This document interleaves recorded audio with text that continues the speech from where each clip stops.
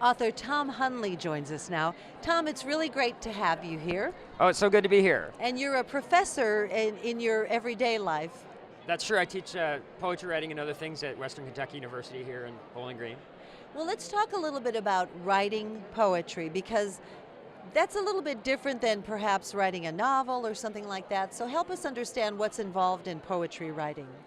Well, I mean, I did write this book, the Poetry Gymnasium, as a way to really break it down for students and people that want to teach themselves to write poetry.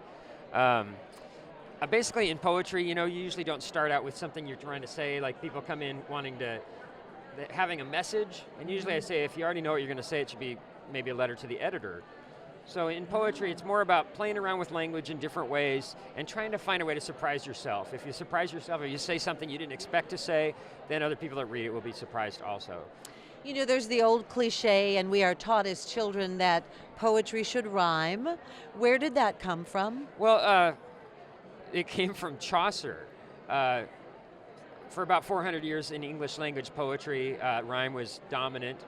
But our language is not as rhyme-rich as some other languages, and I think all the exact rhymes got used up, and you want your rhymes to be fresh just like you want your metaphors to be fresh. So around the beginning of the 20th century, we had the phenomenon where most poetry was in free verse, and even now, most of the poetry that does rhyme, it's in slant rhymes, where only maybe just the end consonants sound alike, or maybe just the vowels but not both, because there's a whole treasure trove there of rhymes that haven't been used up so much. So rhyme is great, it's just one of the tools we have. One of the tools. Another one of the tools is the delivery system, the way that people are consuming books now. A lot of them are not actually buying books, they're going online and doing it digitally. That's true, and there's also still a long tradition of oral poetry, people reading poetry out loud in coffee shops and Have bars. we seen a resurgence in that? We sure have, Slam? Absolutely. There's slams, which are competitive, then there are open mics, which are not competitive, just more social. It's always been an important part of poetry, because there was actually poetry before there was print, and I think there will still be poetry after print is gone, if it does go away. That's encouraging. So that having been said, it sounds like the audience for poetry is still there. The poetry world needs to keep on working on creating its audience. A lot of poetry is just for other poets nowadays, but there are various groups that are trying to find different avenues to make it, to have more broad appeal. For me, one way to do that is to write about the concerns of your neighbors. I think a lot of people in the poetry world, they've kind of marginalized themselves by writing about issues that are different from what a lot of people are interested in. So for example, I wrote a couple of books about new fatherhood, thinking that a lot of people have been parents and might be interested in that. So that's partly an attempt to try to reach the audience that usually won't pick up poetry books. But again, that's having a voice and saying something.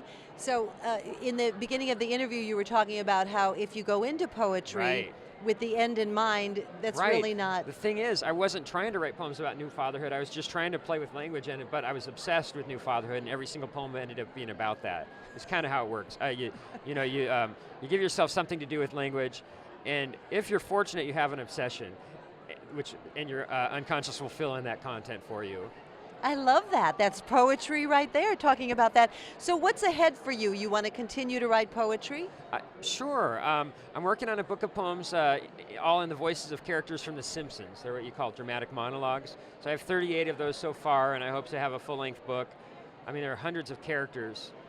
There are actually scholarly books written about The Simpsons, so I'm reading those for research and inspiration, but also just watching the episodes and calling that research. And calling that research. I love it. That's been my big project for 3.5 years now. Well, and there's a lot of people who watch The Simpsons. Well, that's the idea also. I was talking about trying to broaden the audience for to get people interested. And I do have a chapbook of those, and I've had the experience of people at book fairs like this buying two. They say, I like poetry, but my boyfriend likes The Simpsons, so I'll buy two. Or I have a friend that loves The Simpsons that doesn't really usually read poetry, and that's exactly what I want to have happen. Now the poems, they're in the voices of characters from The Simpsons, but as far as topics, they're about whatever I'm interested in at the time. I'm really finding it's a great vehicle for writing honestly about whatever I want to, while protected by the mask of some character. I love it. Honesty, indeed. It's been a pleasure talking with you. Continued success. Thank you so much. We've been talking with author Tom Hunley.